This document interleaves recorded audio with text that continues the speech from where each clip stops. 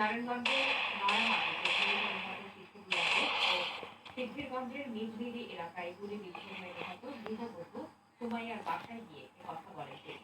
উপদেষ্টা শারমিন এস মুর্শিদ আরো বলেন, জুলাই আন্দোলনে যে সকল নারী ও শিশুরা নিহত হয়েছে তাদের পক্ষে যারা শহীদ হয়েছে তাদের জন্য রাষ্ট্র যা নিশ্চিত করেছে সেটি সঠিকভাবে পেতে কাজ করছেন নারায়ণগঞ্জে গিয়ে।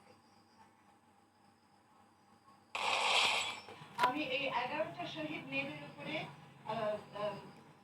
ডিটেইল গভীরভাবে আমি পর্যালোচনা বলবো না, গবেষণা ধর্মী বলতে পারি।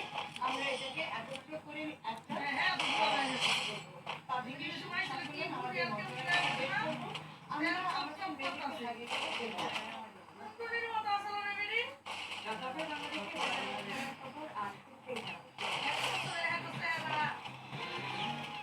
ইতিহাস গড়ে দেশে ফিরেই সম্পর্কটা পাচ্ছে নারী ফুটবল। এশিয়ান কাপের জন্য সর্বোচ্চ প্রস্তুতির সুযোগ দেবে